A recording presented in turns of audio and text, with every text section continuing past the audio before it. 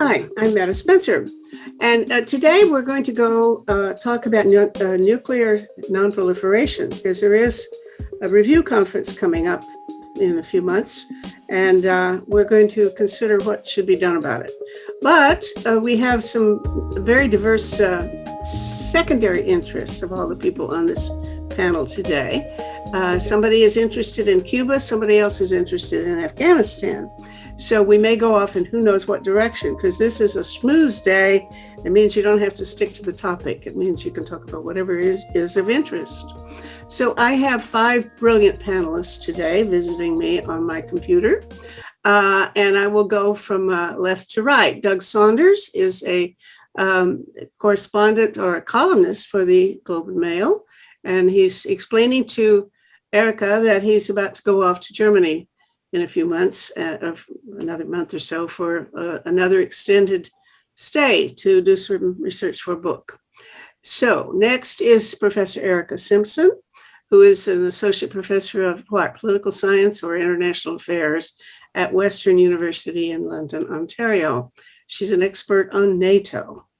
And here in the middle of this list on my screen is Corey Levine. Corey is, I think, in Vancouver now, aren't you, Corey? At the moment? Victoria. Victoria? You're in Victoria. Well, okay. And you've just recently returned from a stint in Afghanistan, where you were working for, as I recall, UN Women. Is that the organization? Yeah. Yes. And in Vienna, we have Tariq Rauf, who is a longtime consultant and expert on all things nuclear weapons. And I know you also worked at the IAEA, so you must have your fingers in other pies as well. So hello, Tariq. And in Sudbury, I think, Richard Denton has just joined us. And Richard is another very much oriented toward nuclear weapons guy.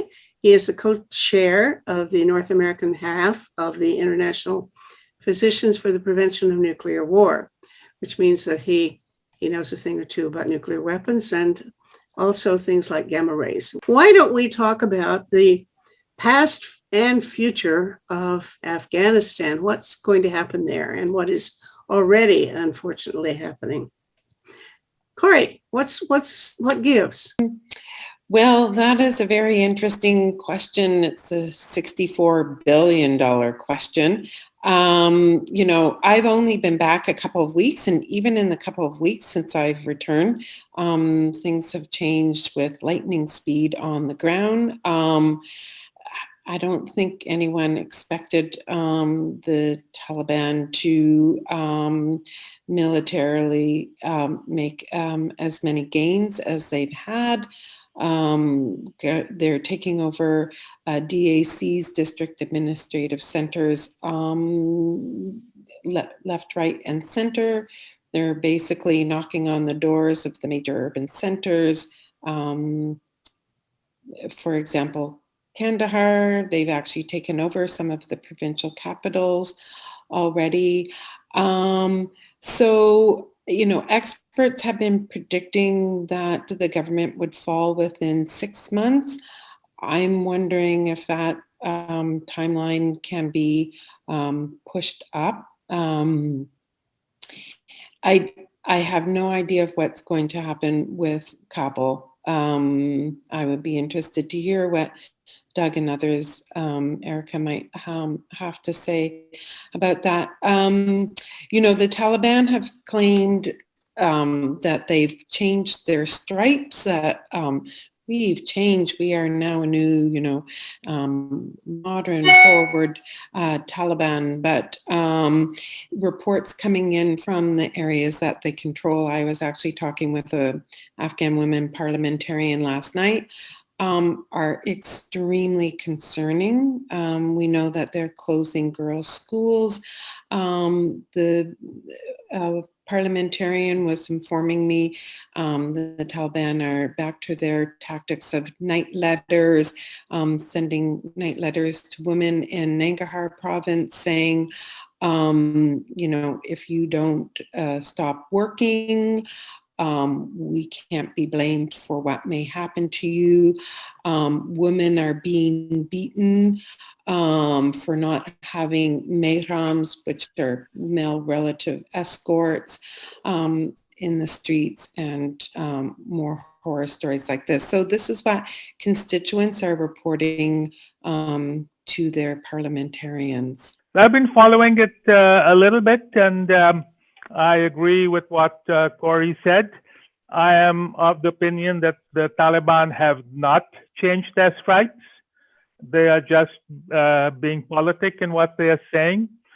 And I think the reports are a little bit exaggerated that they now control 85% of the country. Apparently, the Afghan forces in many remote areas have not been properly supplied because of corruption, and they're running out of ammunition. So those poor soldiers are surrendering, but I think it will be quite a fight for them to take the major urban centers. And Afghanistan is lightly populated in many different areas. So I also see, I think, some sort of a civil war coming, unfortunately, because some of the warlords will be activated and tribal leaders who have different agendas other than the Taliban themselves. And then we have the neighboring countries, Iran, Pakistan, China, Russia. They all have their different agendas, India as well. So there will be some other proxy battles coming to Afghanistan. So I personally, unfortunately, am not very optimistic over the shorter to the medium term about stability, peace, and human rights and women's rights in particular in Afghanistan. Erica. Yeah, thank you, Meta. I work on NATO issues, but I also work on Afghanistan and also on security sector reform issues. So on that topic, I wanted to mention that the Afghan National Security Forces are going to get 37 Black Hawk helicopters and all sorts of equipment from the US, although NATO has pulled out. So the Italians and the Germans and NATO have entirely pulled out as of the last few weeks, and the US is retaining some forces there to protect the, I'm sympathetic, Corey, toward your argument about Kabul falling, but I think Kabul will not fall and the international airport will not fall, because internationally that would look like Saigon in 1975 again. It would look terrible. And so the US will be forced somehow to stay with a limited force and assisting the Afghan National Army and Defense Force and the police. So on that score, I mean, I'm very sympathetic to what you're saying, Corey, about what the Taliban is doing to women in the rural areas. But what I'm hearing from people in Afghanistan is that it's a bit of propaganda. The New York Times, it's a bit exaggerated about the number of districts. There's 400 districts. So they're saying that the Taliban have taken over in the last few days 160, but the Afghan forces are saying that they're securing them back again. So Tariq's point about a civil war is very valid as well, that there will be a civil war there for the long term, for generations to come. But I'm optimistic that they'll preserve the capital and perhaps Kandahar city. I'd be interested in hearing. Oh, sorry, Corey. No, go ahead, Doug. I'd be interested in hearing not how many districts the Taliban claim to have achieved political control over, but how much of Afghanistan they have economic control over or control over trade routes. My knowledge of Afghanistan is out of date. I haven't been there since a decade ago. But it always seemed to be true, and it still seems to be true, that whether a specific Afghan man was a fighter for the Afghan National Army or for the Taliban depended on the ability to pay him. And all the work we did found that the motivation for most Taliban fighters was self-interested economic concerns rather than necessarily ideology or anything.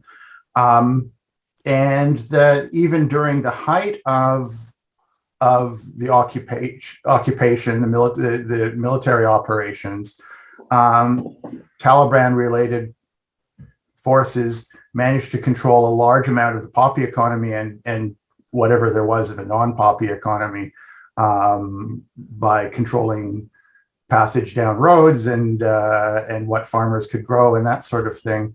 So I could imagine that would only get worse. And I would say if the Afghan government is stuck with Kabul as sort of a stronghold, that's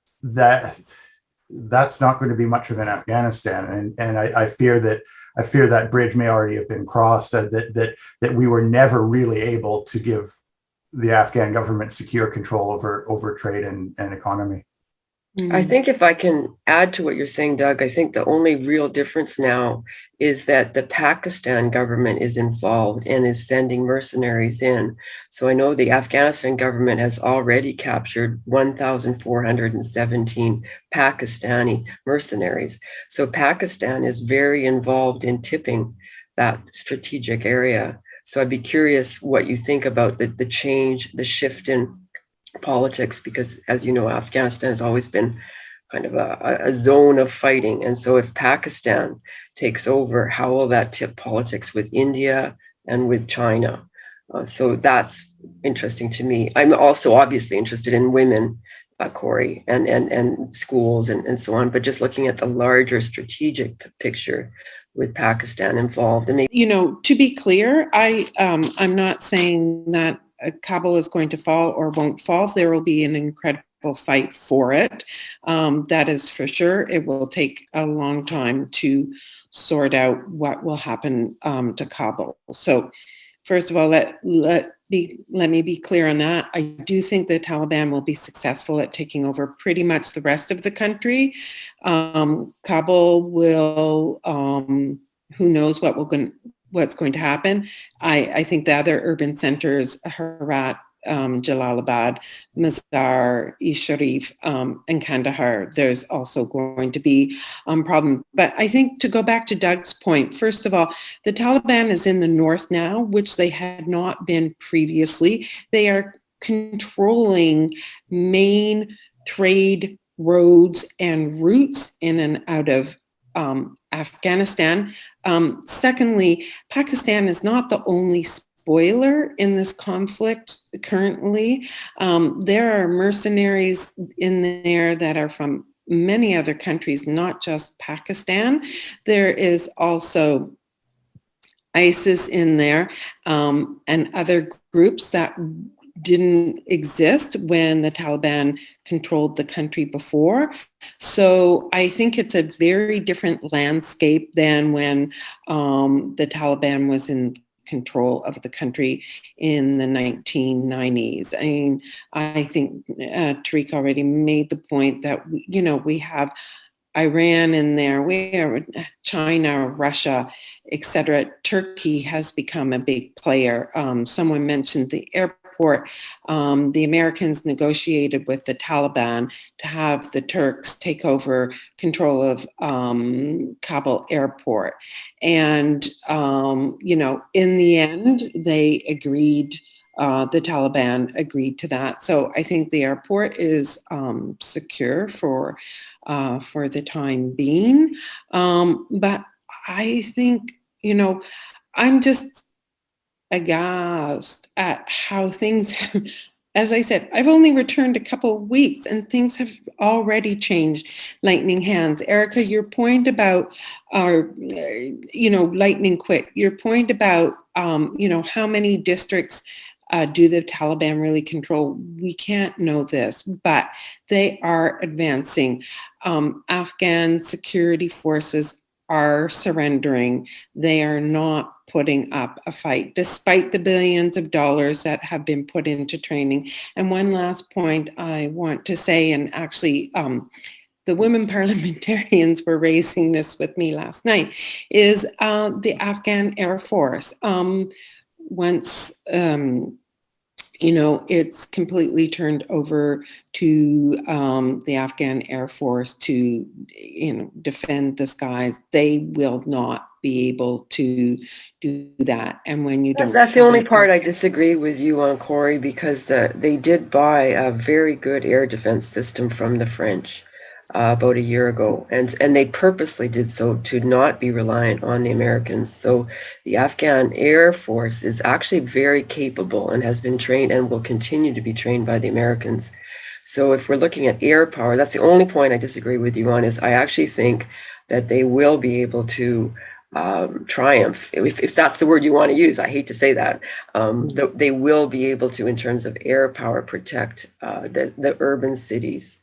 But Okay. the devastation on the ground, we will not have reporters like Doug Saunders sending us grim, horrible photos because nobody's there. So it's going to be awful. It's going to be a bloodbath and past September. I don't blame Joe Biden. I understand the reasoning for pulling out and for NATO pulling out after 20 years by 9/11, by September 11th. But still, it must be awful for you knowing people on the ground, Cora. I'm very sympathetic, and I wish we had more reporters. Does anybody have a theory about what could have been done differently that would have had a different outcome? This whole fiasco, 20 some years of nothing but, trouble and confusion and failure. What should have happened instead? And was there any alternative? I would like to focus more on what's going to happen, because what has happened is I think we don't have that much time. But I would sort of disagree with some of the points made. I don't think the Taliban have agreed that the Turks will control Kabul airport. I was just hearing some news conferences, supposedly from Taliban spokesperson, and they are insisting that they will not accept the Turks or any foreign forces after the end of July, or I forget what date that they had mentioned, and they specifically mentioned Turkey. So I think this is still a question mark.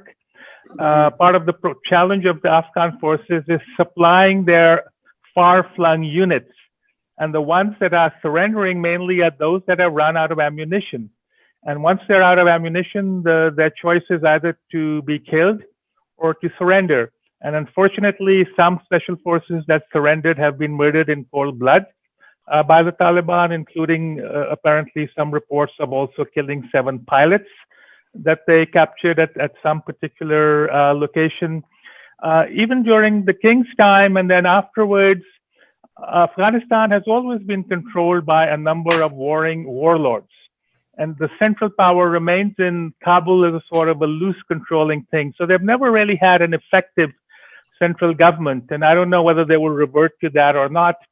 And finally, NATO forces and the US forces never won the hearts and minds of the Afghan people. They basically hated most of these foreign forces. There are, of course, exceptions. But generally, the way these kill and capture missions of bursting into people's houses in the middle of the night, going into areas where their women were staying, insulted a lot of these people. They just felt insulted in terms of the way they were treated by soldiers of the international forces. Many of them were really not used to the cultural norms and were really perceived to be rude and so on. Then finally, with regard to Pakistan, it has the longest border with Afghanistan. For more than 20 years, it has nearly 3 million Afghan refugees still in there. These people brought the gun culture to the Pakistani society. So there is now a proxy battle between India and Pakistan and Afghanistan. The Pakistanis are reporting and showing videos of Indian Air Force transport planes flying through Iranian airspace and bringing weapons to support their supporters in India. So these so-called infiltrators from Pakistan, I don't know who they are, whether they are Afghans from the refugee camps. So in that case, they wouldn't be mercenaries. They would be Afghans returning to fight whatever battles they want to fight in Afghanistan. Then you have the Chinese economic interest. You have the Russian interest that this Islamic fundamentalism of the Taliban doesn't go into the Central Asian republics. This, I think, is also a problem for the current Pakistani government, that the Pakistani religious extremists will gain even more power in Pakistan than they have. And finally, Taliban is not a singular word. So we should refer to them in the plural. It's not the Taliban is or Taliban has, it's the plural of Talib. So it's the Taliban are. We don't say the Americans is. Tariq, for me, like I've written a lot of op-eds on Afghanistan and have been against the involvement for the last 20 years. I think I was the only academic that was against it from the beginning. And I said, foreign involvement in Afghanistan, foreigners will never, the Taliban, I'm not speaking in support of the Taliban at all, but I think intervention by America and the West was a mistake in the wake of 9/11. And on the topic of Taliban I believe my copy editors always write Taliban is. It's not my fault. So this issue, the Taliban are the offshoot of the so-called Mujahideen, the religious fighters supported by the US and Pakistan to beat back the Soviets, right, starting from 1980. So this element of religious fight was brought in from the outsiders. And then the Taliban the Mujahideen morphed into the Taliban. Yeah. And then an element of those morphed into Al-Qaeda. Mm-hmm. And now another small element has morphed into ISIS, including the people who fled from Iraq and Syria as they were pursued. So this is a long tale, and it's not such a simple story. But I agree with you, Erica. It's foreign intervention of people sitting in Washington and Brussels who have really very little understanding. They may have PhDs in whatever regional issues, but they have no understanding on the ground. And then, look at the mess in Iraq, Syria, Libya, Afghanistan. None of these interventions have succeeded anywhere. They've only made matters worse. And hundreds of thousands of innocent people have died. Nobody talks about them. We talk about the 2,500 American casualties. I forget how many poor Canadians lost their lives and were injured. 158. Yeah. But what about hundreds and thousands of Afghans who were killed in drone strikes? And of course, one shouldn't forget that more Afghans were killed by the Taliban than the foreign forces. But it's a huge mess in there. I'd like to hear from Erica about how you see how well this 20 years of foreign military operations has succeeded within the narrow area that it was legally and practically supposed to, under the UN resolutions that authorized it and the NATO resolutions that authorized international support, which was not to get the Taliban out, and it was not to democratize and stabilize Afghanistan, but it was to prevent a foreign militia, an Arab militia, at the time Al-Qaeda was the threat, from establishing itself there to the point that it was able to mount attacks on Western countries. And that was always the narrow definition of the international military operation in Afghanistan. Was the UN Security Council legal rationale for it. You mentioned, and I've seen reports that ISIS is established there. Has anything changed since the status quo pro ante in 2000?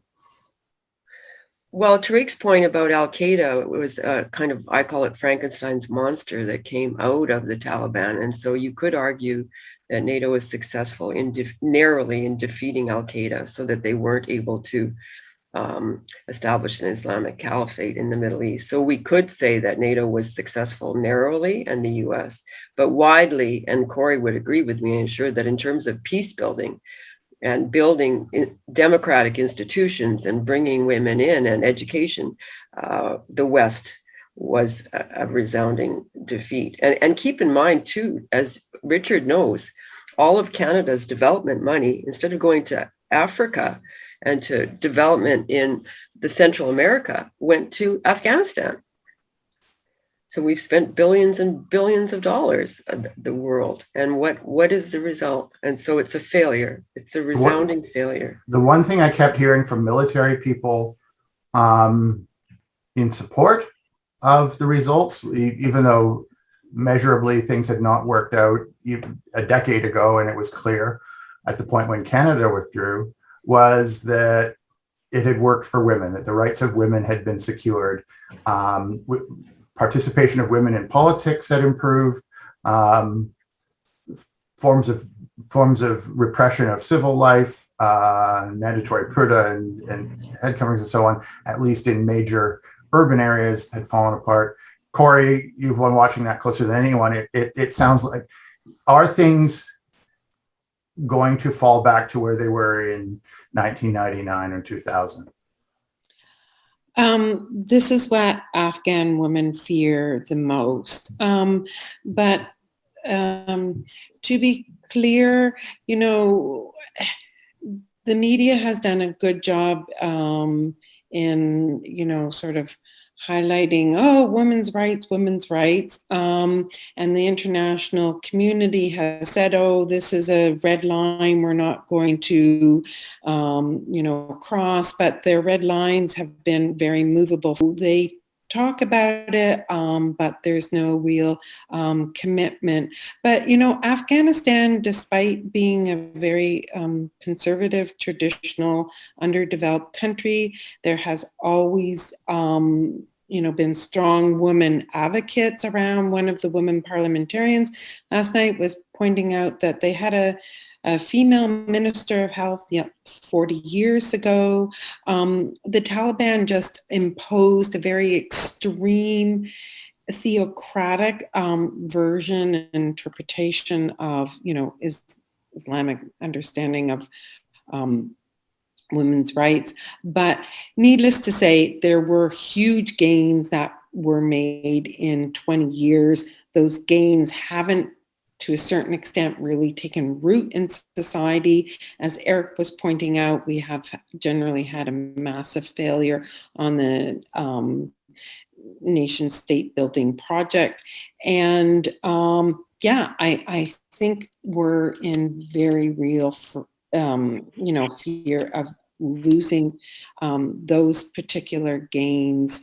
And as everybody else has acknowledged, the Taliban haven't changed their stripes. They're also, I think, you know, they have their frenemies, ISIC, you know, Islamic State in Khorasan, which is the Afghan version of ISIS, which will, you know, there's, you know, it's hard to say the dynamic there, and I'd be interested to hear what others think about it. On the one hand, I think there is some, you know, collaboration on the loose term.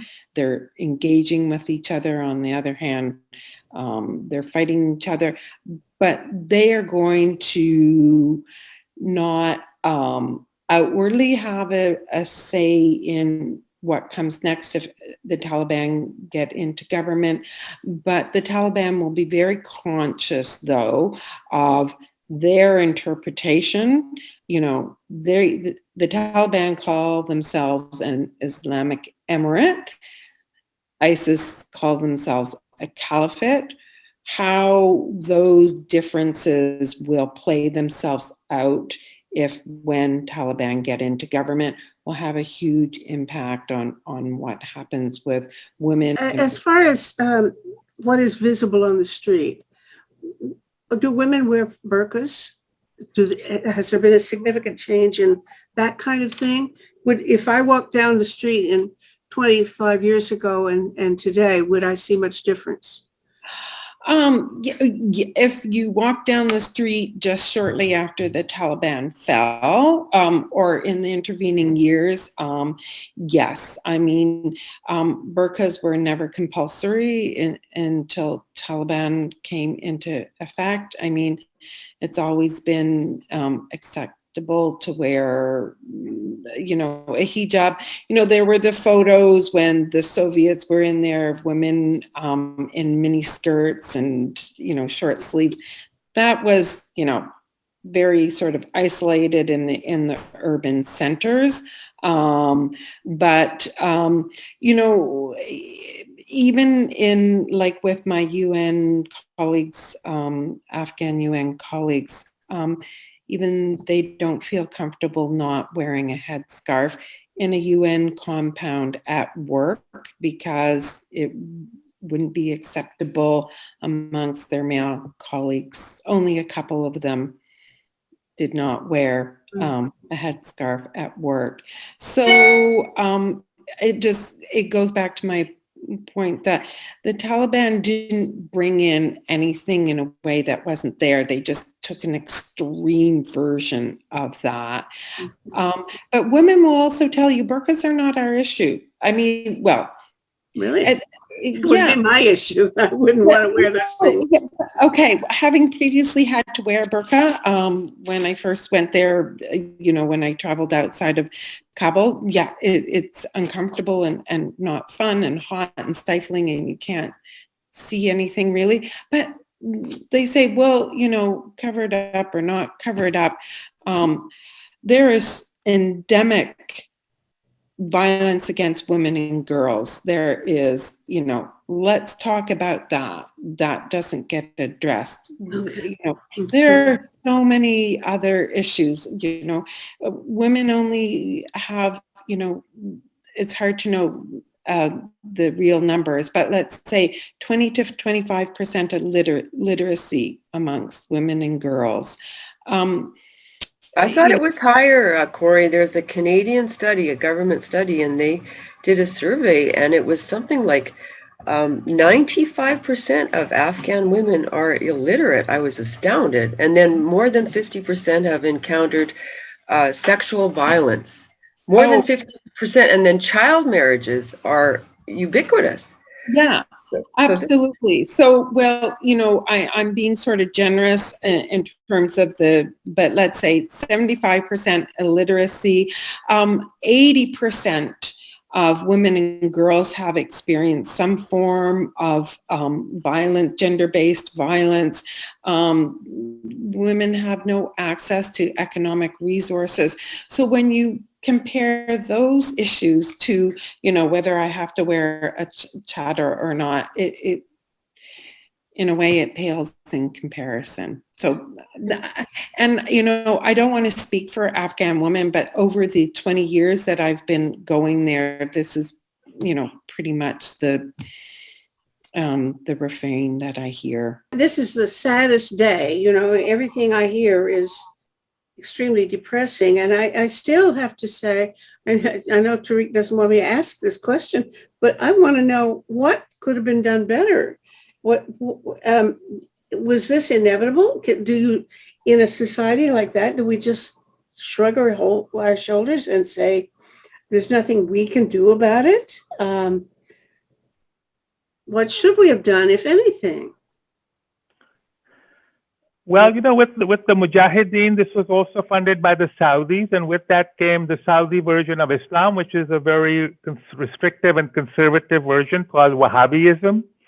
And the Saudis over the previous decades have funded madrasas, religious schools all over the Muslim world, where they only teach children how to read the Quran and memorize it. They do not give them an education in science, social sciences, and so on. So you have many tens of thousands of young boys that have come up in Pakistan, Afghanistan, Indonesia, Malaysia, through these madrasas that are completely under the control of these extremist political religious parties in the name of Islam, wanting a caliphate or a global emirate, and so on.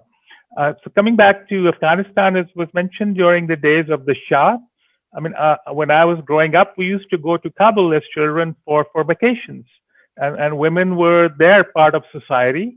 Within the South Asian context, they were quite free. But with the coming of the Soviets, with the foreign intervention of the Mujahideen, this crazy interpretation of Islam came in, and it's now also spread all over. I mean, for example, the hijab is portrayed to be an Islamic requirement. In fact, it is not. The hijab was actually originally worn by Jewish people in the Middle East region. Then it was a version of it was picked up by Christianity when it came along, and then by Muslims when Muslims came around. But again, it's been interpreted by these people, mainly men. And now it's sort of interesting that in Canada, elsewhere, young women are wearing it. I personally have no objection. A woman can wear whatever she wants, whenever she wants, in whatever way she wants. My objection is to say that hijab is a requirement under Islam. It is not. So there are sort of broader implications of this phenomenon beyond Afghanistan as well. But I think there is one positive sign, and so many of the documentaries that I've seen, even though the Taliban unfortunately may be closing schools and intimidating women, in many families now, the men have begun to recognize the importance of educating the girls and women in their family. And they've set up informal sort of schools to operate under the radar of the Taliban, where they can be given at least some basic education. And the girls are very eager to get that education and even take the risk of, walking through fields to getting to such education. But all of this, likely, we don't know how this will survive if there's a full Taliban takeover. Mm-hmm. Erica, you don't have to put your hand up, you just butt in. Oh, thank you. Yeah, no, on Tariq's very valuable point about what I call the ideology of global Salafism, there is a concept in international relations in the theory, the meta theory of social constructivism, which is called 3 generations. That thinking and ideology like that changes over 3 generations. So we can be hopeful that 50 years from now, with the onset of the internet, with with cell phones, which are being banned and so on, that perhaps the fathers and the patriarchy that we're seeing, and I think it's, when we're getting at the roots of it, I think, Tariq, it's male patriarchy, not so much global Salafism that's at its root here, that the fundamental problem is of male tribal warfare thinking, and we need to have what some people call the culture of peace to combat that, to fight that. And see the words I'm using, combat and fight. But it's male patriarchy that is embodied in global Salafism, that those tenets that are starting to appear around the world. So that's what we need to fight that. And you can only do that with people like Doug, the media, computers, the internet, and cell phones, and then we'll win in 3 generations. I wonder, given, as Tariq points out, and as Erica notes,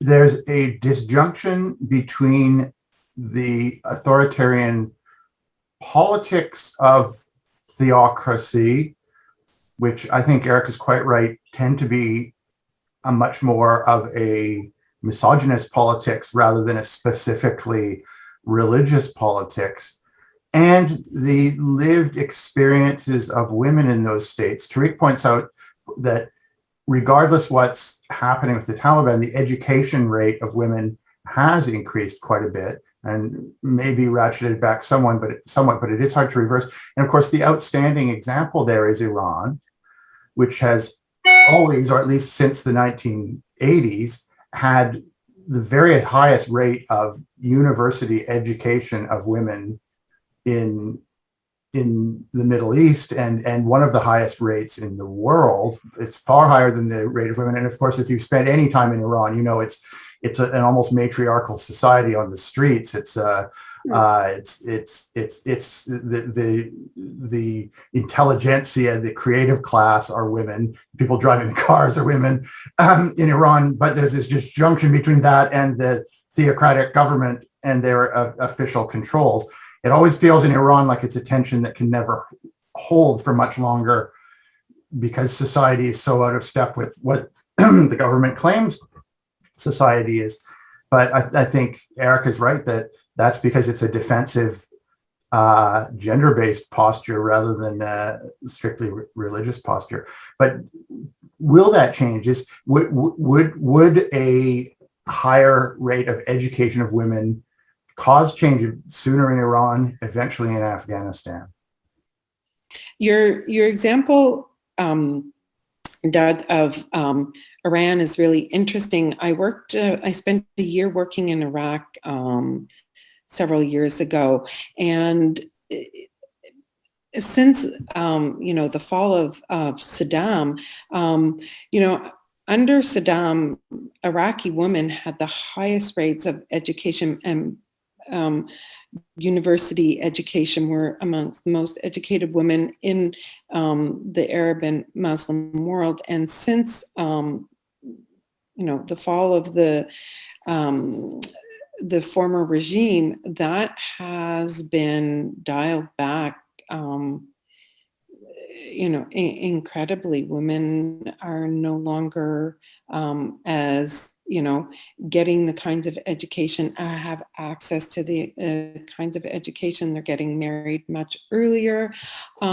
So I guess I'm using Iraq as an example of, while you can have those rights for decades and decades, but obviously they are very easily eroded. So I guess I tend to be a bit more pessimistic about how many of these kinds of gains that have been made will really remain. A short comment about Iran. I mean, last time I was there in Tehran, in the area where I was, roughly 50% of the people driving cars were women, and a number of those cars just had women in them, or a man was sitting next to the woman, but the woman was driving.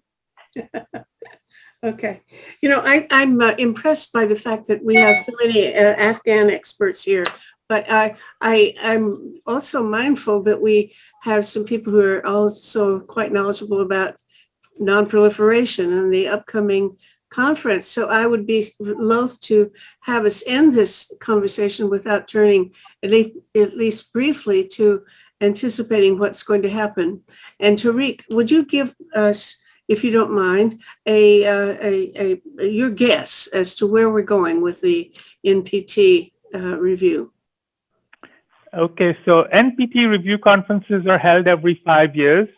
And the last one was supposed to be held in April, May of 2020, and it got postponed repeatedly because of the COVID pandemic. It was first proposed to be held in January of this year, but then conditions were not right in New York, and then it got postponed to be held in August of this year. That date too has fallen by the wayside. Then there were proposals to hold it in the beginning of January, from the 4th of January, but that overlaps with the first meeting of states parties of the Treaty on the Prohibition of Nuclear Weapons, which will be held in Vienna from the 12th to the 14th. So the alternate dates that were proposed were from the 17th of January, but the Chinese have objected because it overlaps with their presidency of the Conference on Disarmament and also with the Chinese New Year. And also it was pointed out that in order to not hold the session of the Conference on Disarmament in Geneva, it requires a decision, and that's not likely to come. So we are sort of stuck. A compromise proposal is to hold a shorter review conference in December this year, starting from December 6th. But then a lot of the countries where people celebrate Christmas, they're not too happy about it because they don't want to give up their Christmas, because in many Western countries, perhaps for the first time in 2 years, they may be able to spend Christmas with their families. My personal view is that we should postpone it to 2022. We have really no reason to hold an NPT conference. I mean, it would have been good to have held it, but we don't need to, nothing needs to be decided. The Non-Proliferation Treaty will not fall away if we don't have a review conference. Given the state of relations between the US and Russia and the US and China, and the complete lack of progress on nuclear disarmament and nuclear modernization projects underway, a review conference now is not likely to yield any agreement on what's to happen on nuclear disarmament. A lot of talk now is on bridge building between the weapon states and the non-weapon states, also on the relationship between the ban treaty supporters and its opponents. And so everyone is now talking about nuclear risk reduction. So the best measure of nuclear risk reduction is to have eventually no nuclear weapons. But who increased all the risks? It's the nuclear weapon states. Through their modernization programs, through their changes in doctrine of early use of nuclear weapons. The US now is thinking of using nuclear weapons to deter cyber attacks under certain cases. Russians want to resort to nuclear weapons early if they feel they are losing a conventional war. We also have this issue of no first use, and here I think I'm going to antagonize many people on this panel. I personally don't think no first use gets us anything. It just is another way of losing our efforts on promoting disarmament. And there are many agreements between Russia and the US from the height of the Cold War: prevention of dangerous military activities, on incidents at sea, nuclear risk reduction centers. And this current discussion on nuclear risk reduction has complete amnesia about this. So if we were implementing those, we wouldn't be having these incidents like in the Black Sea, where this British ship apparently challenged waters that the Russians were defending. You have Russian bombers flying around the coast of North America, NATO bombers on the borders of Russia, and basically raising the tensions. I also wanted to use this opportunity to show this book. This is by Ambassador Alexander Clement. It is called The Treaty on the Prohibition of Nuclear Weapons. And it's a very detailed book which provides the negotiating history of how the nuclear ban treaty came about through its various sort of episodes, like the nuclear ban treaty meetings in Mexico and Austria. Who is this guy, the author? Tell me. I never heard of him. This is Ambassador Alexander Clement, and he is one of the people responsible for the treaty. He's part of the core group and part of the Austrian foreign ministry group that held the Vienna conference with the Austrian pledge on disarmament that got the support of 159 states.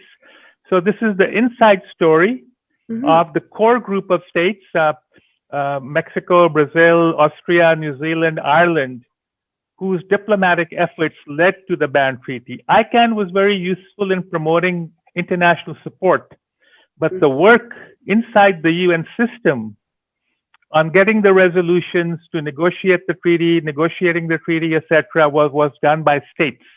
So this complements the excellent book by Ray Atchison, which describes the role of civil society, and this describes the role of states and so-called the non-nuclear weapons. You say you don't have much hope that the no first use, or it's called sole purpose, I think mostly now, would do much of anything.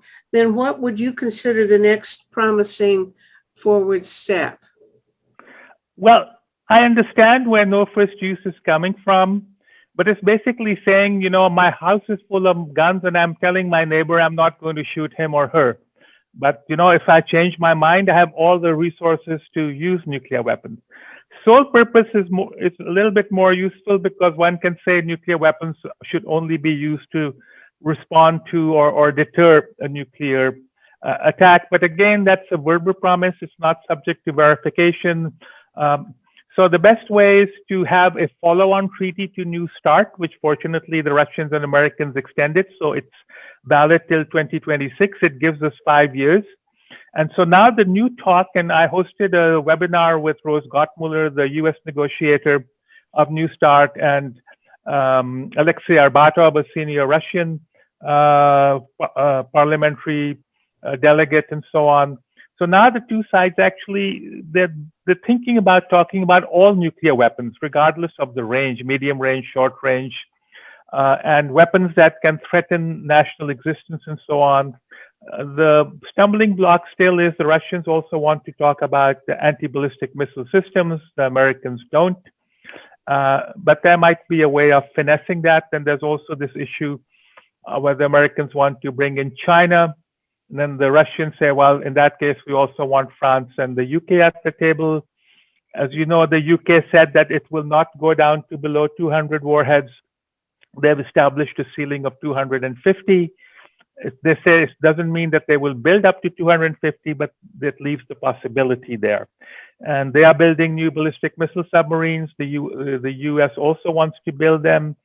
People don't realize that all British submarine-launched ballistic missiles are actually American ballistic missiles leased from the US.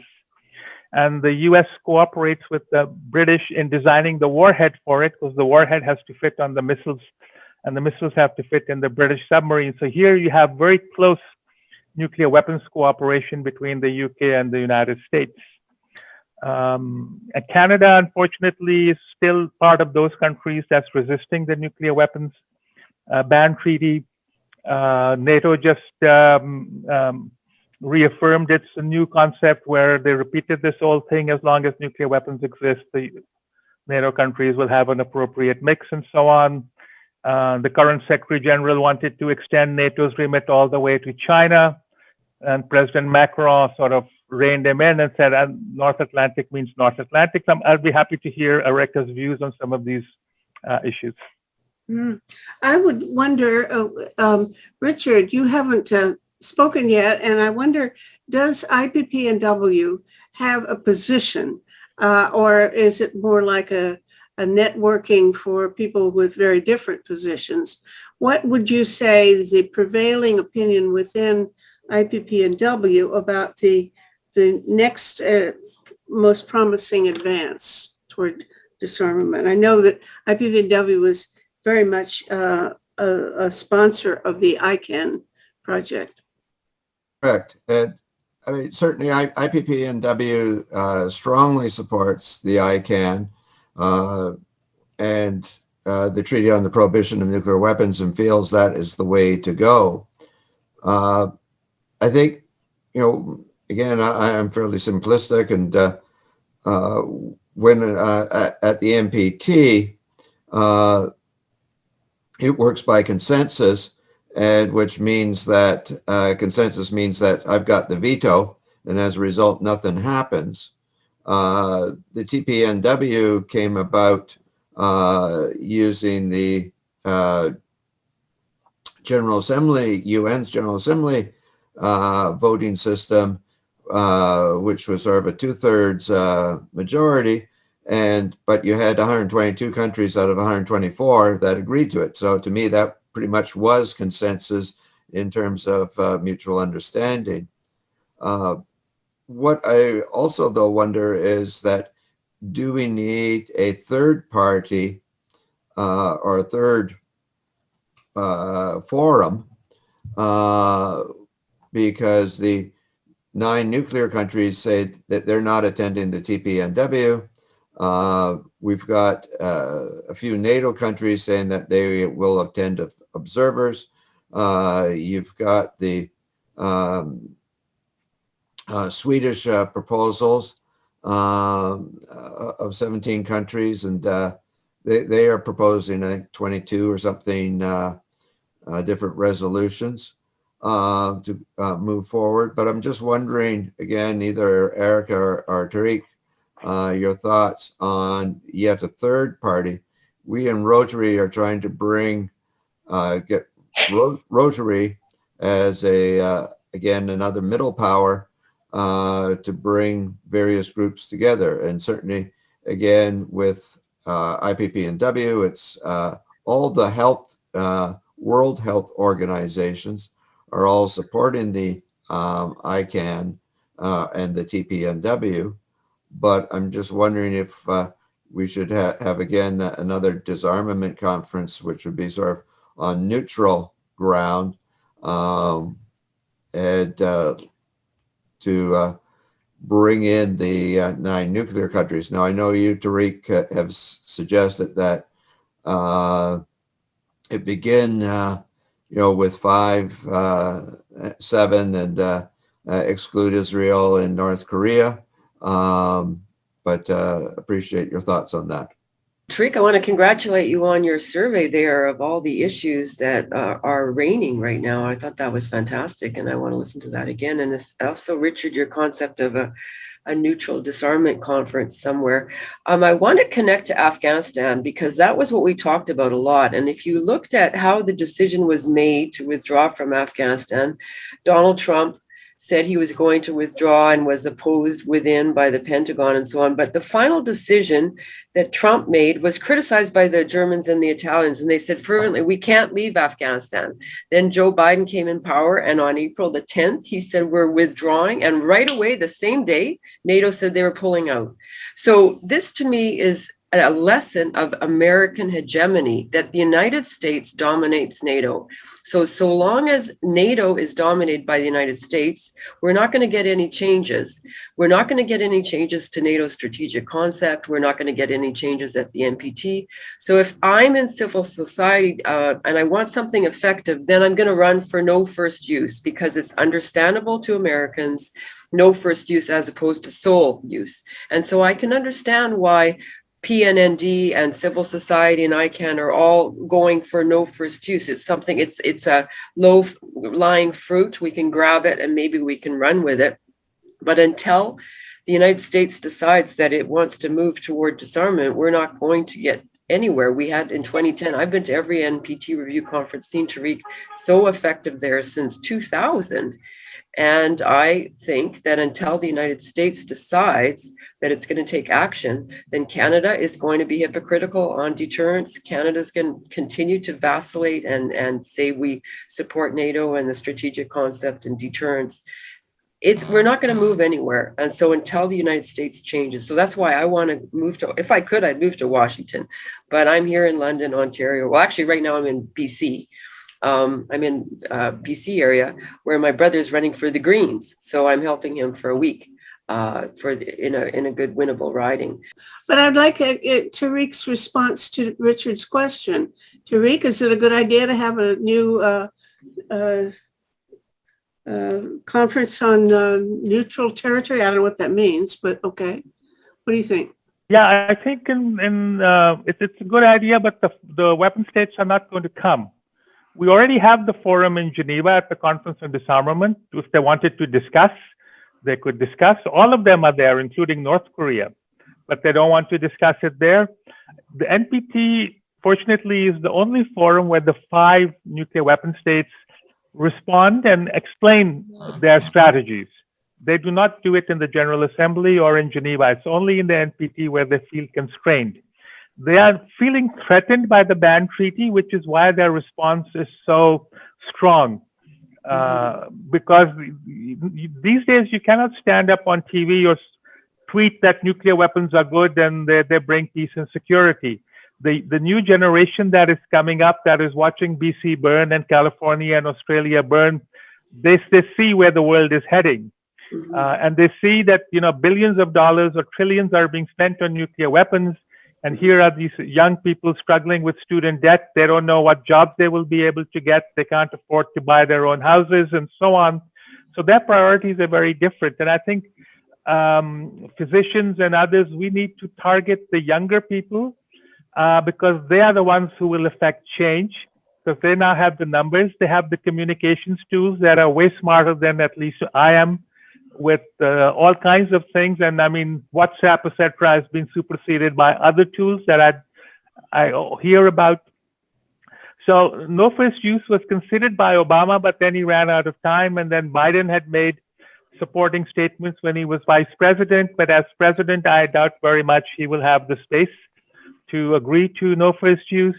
And this is one of the reasons why for the past 2 years, I've been pushing to move the NPT review conference out of New York to Vienna, because Washington is 2 hours away from New York. And in every review conference, when the going gets tough, we get a phalanx of American officials, and they come and beat down progressive elements in the non-nuclear weapon states, including us in Canada when I used to be part of the Canadian delegation.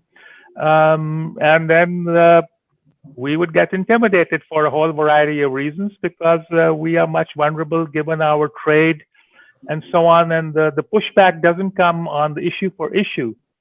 It comes in other areas. Okay, well, that's a long discussion of all kinds of other possible actions. Didn't really respond to Richard's proposal, but maybe we should have a youth get together or something. Maybe that's what make everybody happy. I'm in favor of anything anybody proposes here. So, but time's up. So it's been fun and interesting and important. And I'm very grateful to all of you for it. Say goodbye. Thank you very much. Bye. Thank you. Thank you.